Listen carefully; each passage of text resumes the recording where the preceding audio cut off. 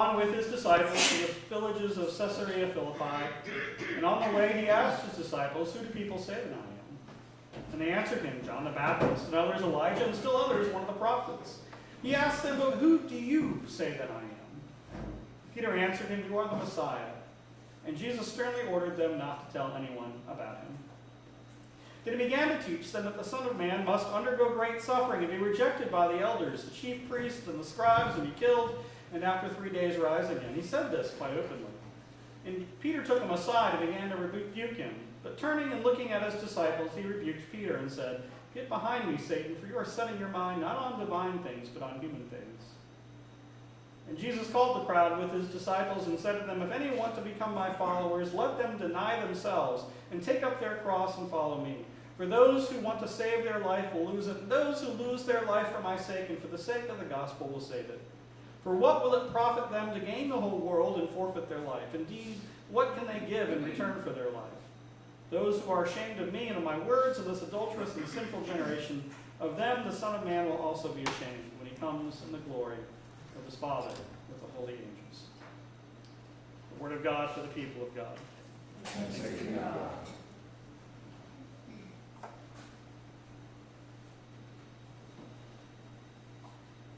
With all the difficulties we've experienced this week as a church, I wish I could say that I was doing great, doing fine, but I'm not. One of the dangers of being a pastor in one place for so long is that you start getting to know people really, really well. And you serve with people on committees, and you sit by their bedsides at the hospital, and you hear stories from families, and you have people who pray for you and with you and will drop you notes, and I'm experiencing a lot of grief this week. If there's a saving grace for what I do, though, it's that I can go to scriptures and I can find comfort there. I can get a chance to be up in the pulpit and conduct a funeral service and use the traditional words of our church, and I can be comforted by those things. And I can remember that there is not just me, but countless others who have walked through this life, who have believed in Jesus Christ and have been saved. And I can remember and I can reflect on the promise of resurrection. Through death of those that I love, I realize that my faith is not just some meaningless thing that I've adopted. Rather, I have confidence that God can reach to us through time and space and give you and me comfort. And I hope that you feel some of that. It's this trust in God's continued work, even in the midst of death, that keeps me going. And as I reflected on this tough week of dealing with the loss of so many in our congregation and with the struggle that people have been dealing with in their own personal lives, it made me remember what it was like to go through ordination. Now, that was a difficult and different type of stress. But I remember one of the questions vividly was, who is Jesus Christ? Now, I only had a page and a half to answer this question. We were limited to 40 pages on all of our questions for ordination, and I had 1.5 budgeted for that. Now, it wasn't as if I didn't have Scripture on my side. I could turn to places throughout the Bible and write Scripture and write beautifully about what others have thought about Jesus, at least from the Bible. And it wasn't as if I didn't have access to countless decades and centuries of human conversation about this and read all the traditions of the church and read books. You know, I could have even turned on the TV and watched South Park and learned about what they think about Jesus, or turned on The Simpsons and seen what they say about Jesus. And I could think about that famous painting that hangs on the walls of many of our churches, and I could have talked about that. Jesus is this brown-haired, blue-eyed guy that's in a picture on every single one of our Sunday school classes. I could have written 10 pages on what others have thought about Jesus. But that wasn't the question that I was supposed to answer for that question. The question I was supposed to answer was, who is Jesus Christ for you? It's not much different from the question that Jesus asks his disciples that day long ago. Jesus softens them up first. He says, what do other people say that I am? And they were able to say, well, people think you're Elijah. People think you're John the Baptist reincarnated. Some of you think you're just some important prophet. "Who do you think I am?" Jesus asks. And Peter, our wonderful, he's like that really eager kid at children's time who will answer the question, I know. The answer is Jesus. Because that is the answer for every children's time, right? Is Jesus. Most of the time, actually. Our volunteers do a lot better job at 11 o'clock than I ever did. My answer was always Jesus. And I sometimes wonder what our world says about Jesus. Who does the world think Jesus is? And for some people in our world, Jesus is some divine judge ready to come back with a vengeance. It's like Rambo, right? Jesus with a machine gun. He's going to take everybody out and we're going to all be saved, right? We'll cleanse the world of all the evildoers and restore the faithful Christians to a divine kingdom. That's what some people think. Now, there are other folks on the totally opposite end who just see Jesus as some guru or hippie who is just happy and will tell you that love each other and he's a great teacher. In many ways, our society has turned Jesus into one of those two-dimensional cardboard cutout figures that you pose with at the movie theater. You know what I'm talking about? Just so you could take pictures with him and you could say that you hung out with Jesus. Now, folks have tried to make Jesus a little more flesh and blood for us over the years. You had Mel Gibson's Passion of the Christ, which decided to torture Jesus to death. You have Martin Scorsese's The Last Temptation of Christ. You have that 1960s movie, King of Kings. And all of these are cinematic attempts to capture the essence of Jesus Christ. 120 years ago, Albert Schweitzer was made famous for writing the book, The Quest for the Historical Jesus, and he attempted to use modern archaeology and science to prove that Jesus existed and to find evidence. In the 1980s, there were some prominent scholars who decided to create their own red-letter version of the Bible, of the New Testament, to pick out what Jesus actually said, and they would have debates and have scholarly meetings every 3 months to say, no, Jesus didn't say this word, no, he said this word. But the truth is we hunger. We hunger for something real. We hunger for something scientific and provable, something that we can hold on to, something that will make sense to all others who doubt in this world, even all of us in our moments of doubt. But the second question Jesus asks the disciples is still, who do you say that I am?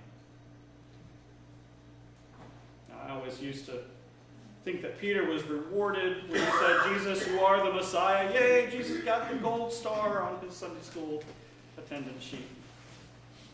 But what does Messiah mean?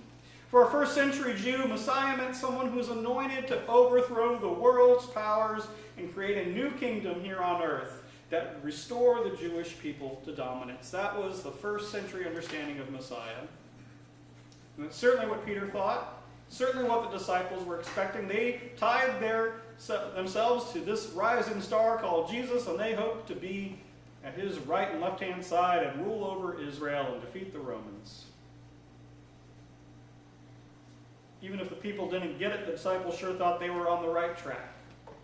Except as we continue to read the Gospel of Mark, and we hear that Jesus sternly orders them not to tell anyone about him. Instead of accolades, instead of that gold star, the disciples are told to keep their thoughts to themselves, to keep their mouths shut, and not to tell anybody what they knew.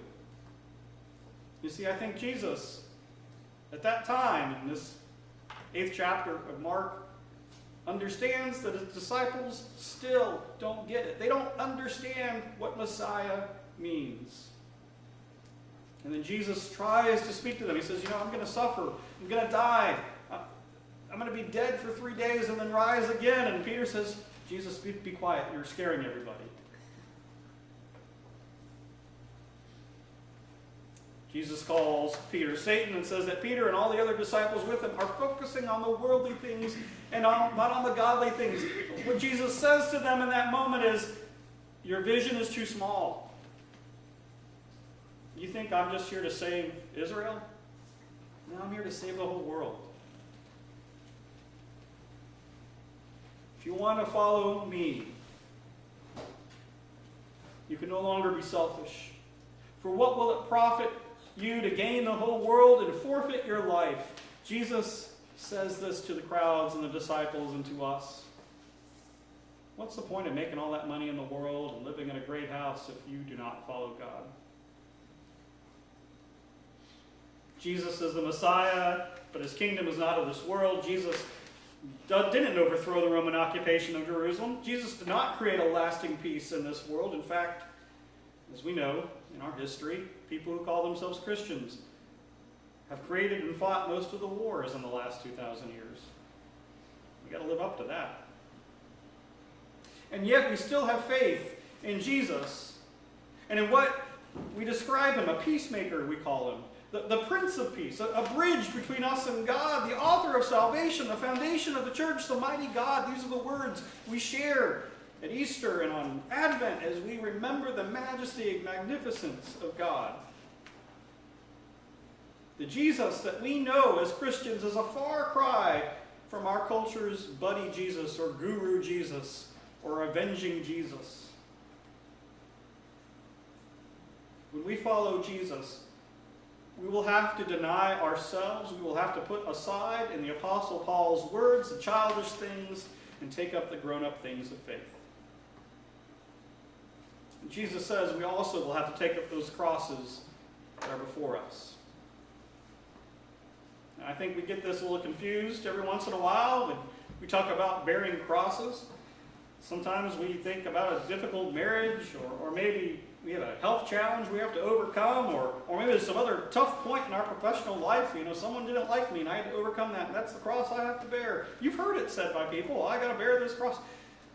That's not what he's talking about.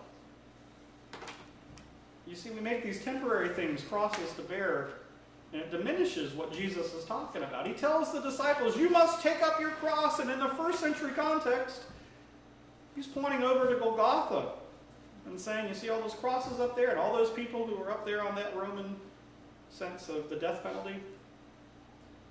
This could happen to you. You've seen the crowds. They have to pick up their own cross and walk through town being mocked all the way until they're hung up on that cross. And so for the first century, the cross meant death. It meant dishonor. It meant that we are called to give up everything, even our life. And bearing a cross means facing death. Bearing a cross means going as far as Jesus did, facing betrayal, loneliness, and the end of life. But not only that, when we face death, can we answer this question, do you continue to have faith in God? That's what Jesus wants to know. Even in the face of death, even in the face of struggle, even in the face of ridicule, do you still believe in me? But I will also argue, though, that there are times in our 21st century that maybe bearing the cross is also when we are dealing with ethical situations and challenges. You see, we have values that we believe in as Christians. And some of you have come through those for long study. And there'll be a time when something will be there in your life that you're going to be like, well, I don't know if I can stand for that or not. And maybe it's a workplace thing, or maybe it's a life thing. So bearing the cross means knowing that we are given a set of ethical guidelines, and we understand that to call ourselves Christians means that we live a life that reflects God's values first. As I read both of Mary Rippey's books this weekend in preparation for doing our funeral service on Tuesday, what came out for me and all of these prayers that she wrote, and one thing I learned about Mary was that since her grandchildren were born, she kept a journal for them every day. There are 12 journals sitting on a bookshelf that her oldest grandchild is 24, the youngest is 12, and she wrote about them and for them up until about May, and she couldn't do it any longer. And each of those kids are going to receive that.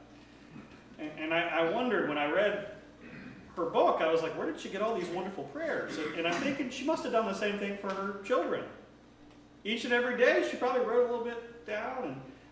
she has some prayers about doing dishes, which I'm going to probably post above my dishes. She says, "Dear God, there are some times when I enjoy doing dishes and I can put my hands in the warm soapy water and it's a way to end my day. But Lord, there are days when that water is cold and uninviting and I don't want to stick my hands in that gross water. And Lord, teach me to have humility that I may be able to do this." I mean, isn't that an honest prayer? And so I think when I look at people like Mary or like Linda, and I hear about all they did for others and who they were, I realize that who we are as Christians is deep in our soul. How do we treat others? How do we treat family? How do we treat friends? What do we say? And that reveals to others the depth of our belief.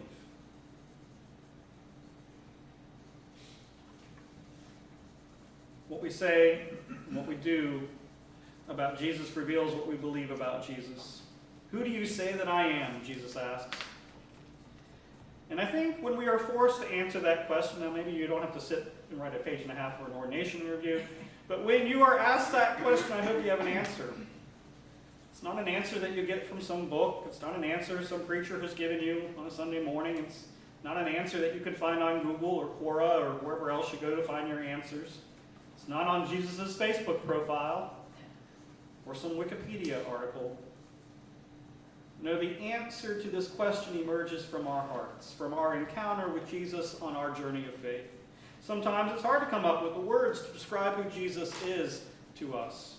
But when we do, it helps us practice the faith that God has given us. And so I got 3 questions for you. Got homework.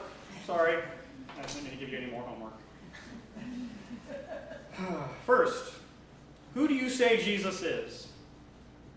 When people ask you that question, who is Jesus?